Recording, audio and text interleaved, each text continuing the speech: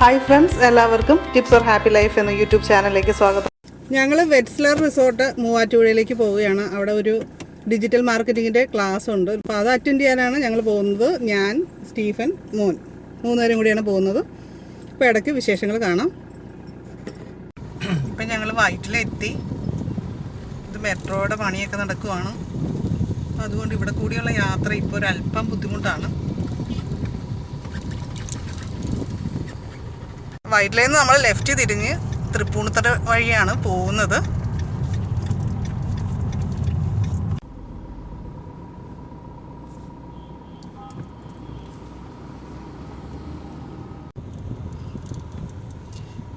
ഇവിടെ ഇപ്പോൾ ബ്ലോക്കാണ്.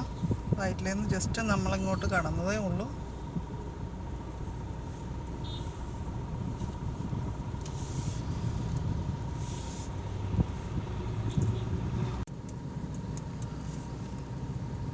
തൃപ്പൂണിത്തറയ്ക്കുള്ള മെട്രോയുടെ വർക്കുകളാണ് ഇവിടെ നടന്നുകൊണ്ടിരിക്കുന്നത്. അതുകൊണ്ടായിരുന്നു ആ ബ്ലോക്ക്. ഇപ്പം തൽക്കാലം ഒന്ന് ശാന്തമായിട്ടുണ്ട്.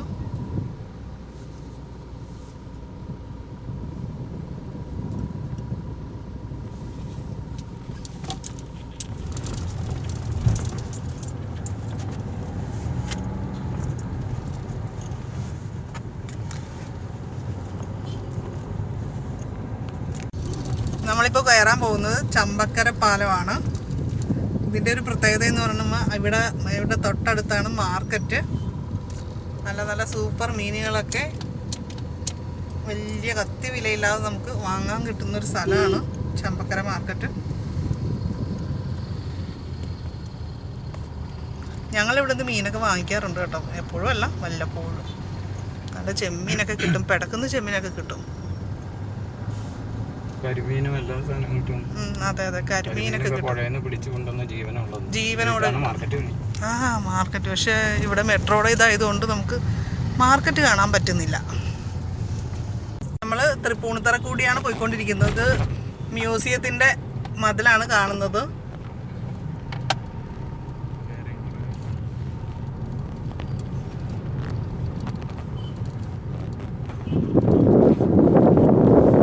ഞങ്ങളിവിടെ കൊച്ചി താമസിച്ചൊരു ഇതേവരെ മ്യൂസിയത്തിൽ വന്നിട്ടില്ല കേട്ടോ. ഒരു ദിവസം വരണം.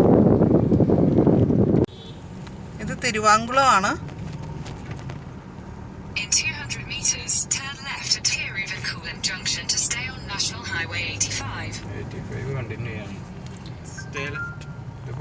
നാഷണൽ ഹൈവേ 85 ആണല്ലോ ഇത്.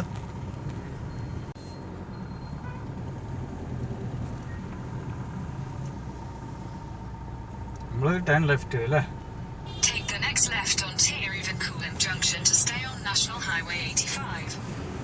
നെക്സ്റ്റ് ലെഫ്റ്റ് അങ്ങോട്ട്.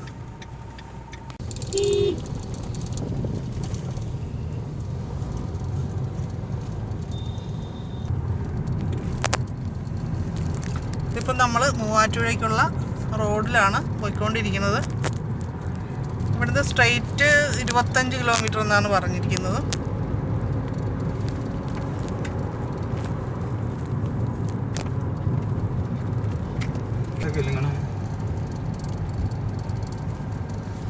സംഭവം ഒന്നും മനസ്സിലായ ഞാനാണ് കൊന്തകട വെച്ചത്.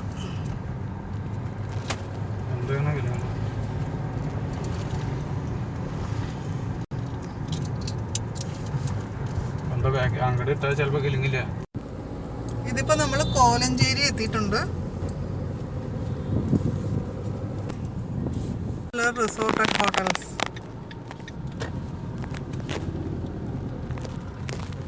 എത്ര പറഞ്ഞ പിന്നെ ഇപ്പൊ നമ്മൾ എത്തിക്കൊണ്ടിരിക്കുകയാണ്.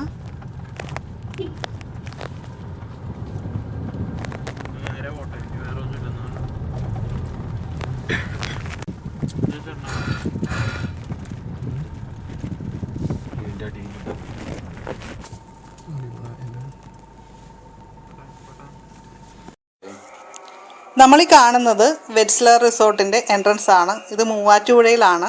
മൂവാറ്റുപുഴയുടെ ഏറ്റവും വലിയ പ്രത്യേകത എന്ന് പറയുമ്പോൾ നിറയെ പൈനാപ്പിൾ ഉണ്ട്. കഴിഞ്ഞ ദിവസം ഫേസ്ബുക്കിൽ ഒരു സബ്സ്ക്രൈബർ എന്നോട് മൂവാറ്റുപുഴയുടെ വിശേഷങ്ങൾ പറഞ്ഞ്. മൂവാറ്റുപുഴയിലുള്ള വ്യക്തിയാണ്. അപ്പോൾ എന്തായാലും അത് കേട്ടപ്പോൾ എനിക്ക് കുറച്ചുകൂടി സന്തോഷമായി. അപ്പോൾ നമ്മുടെ വെറ്റ്സ്ലർ റിസോർട്ടിൻ്റെ എൻട്രൻസിൻ്റെ കാഴ്ചകൾ കണ്ടിട്ട് ബാക്കി വിശേഷങ്ങൾ ഞാൻ പറയാം.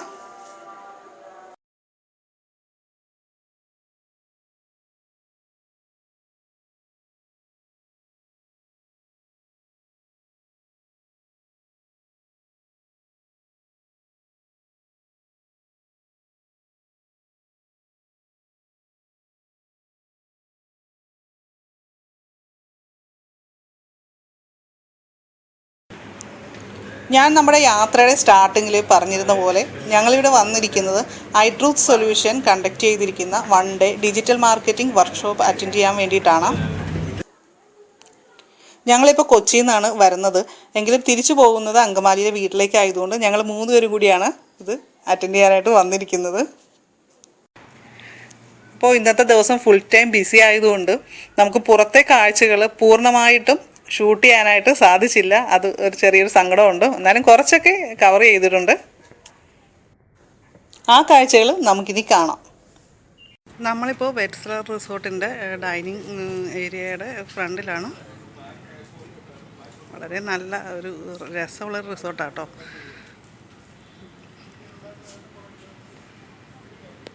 ഇത് നട്ട്മഗ് ട്രീസ്, അതായത് നമ്മുടെ ജാതിക്ക തോട്ടത്തിൻ്റെ ഉള്ളിലുള്ള, ജാതിക്ക പ്ലാന്റേഷൻ്റെ ഉള്ളിലുള്ള റിസോർട്ടാണ്.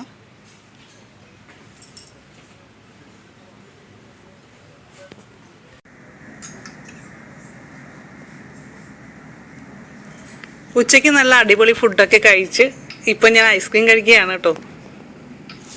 സ്റ്റെഫിൻ ഫുഡ് കഴിച്ചതിന് ശേഷം അപ്പം തന്നെ കടന്നു കളഞ്ഞു. എങ്ങോട്ടാന്നോ? സ്വിമ്മിംഗ് പൂള് കാണാൻ പോയതാ. ദേ ഇപ്പോൾ വരുവാണ് അവിടെ പോയിട്ട്.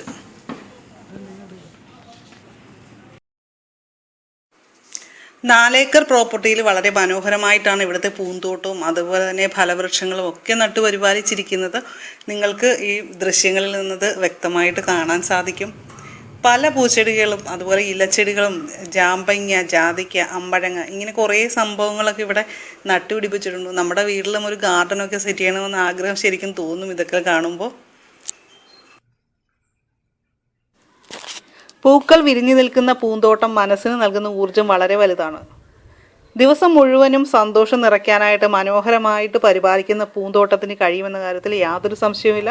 അപ്പോൾ വീട്ടിൽ പൂന്തോട്ടം ഉണ്ടെങ്കിൽ അതൊന്ന് കുറച്ച് ഭംഗിയായിട്ട് വെട്ടിയൊരുക്കി ഒക്കെ നിർത്താനായിട്ട് ശ്രമിക്കുക. കുറച്ച് വളമൊക്കെ ഇട്ട് കൊടുത്താൽ മതി, നിറയെ കൊച്ചു കൊച്ചു പൂക്കളൊക്കെ ഉണ്ടാകും.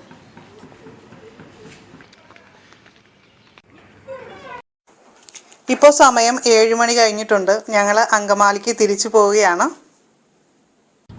ഇപ്പോൾ നമ്മൾ അങ്കമാലി എത്തി.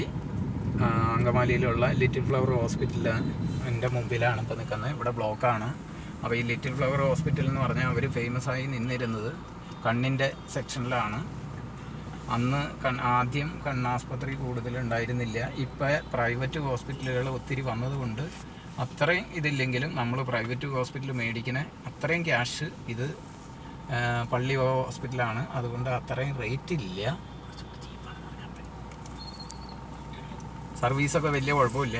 പണ്ട് ടോണി ഫെർണാണ്ടസ് എന്ന് പറഞ്ഞിട്ട് ഒരു ഡോക്ടർ ഇവിടെ ഉണ്ടായിരുന്നു. പുള്ളിയാണ് ഈ ഹോസ്പിറ്റലിനെ നല്ല ലെവലിലേക്ക് കൊണ്ടുവന്നത്. ഇപ്പോൾ പുള്ളി പ്രൈവറ്റായിട്ട് എറണാകുളത്തും ആലുവയിലോ എവിടെയൊക്കെയോ പുള്ളി പല പല ഹോസ്പിറ്റലുകളും മറ്റും സ്റ്റാർട്ട് ചെയ്തു. ടോണി ഫെർണാണ്ടസ് ഐ ഹോസ്പിറ്റൽ അത് തന്നെ.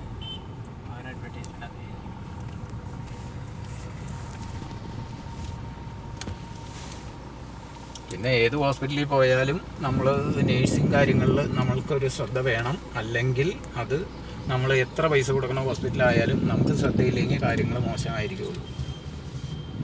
നമ്മൾ പറയാനുള്ളത് പറയുക.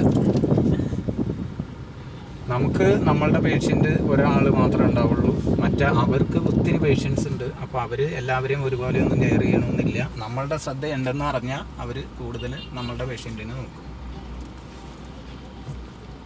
അത് നോക്കിയില്ലെങ്കിൽ നമ്മൾ നോക്കിക്കണം. കാരണം നമ്മൾ പൈസ കൊടുക്കുന്നതാണ്. ഇപ്പം ഞങ്ങൾ അങ്കമാലിയിലെ വീട്ടിലെത്തിയിട്ടുണ്ട്. ഇപ്പം സമയം 9 മണിയായി.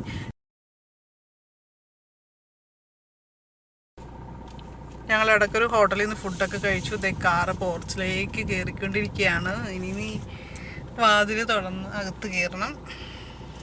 അപ്പോൾ കൂടുതൽ വിശേഷങ്ങളുമായിട്ട് നമുക്ക് അടുത്ത വീഡിയോയിൽ കാണാം.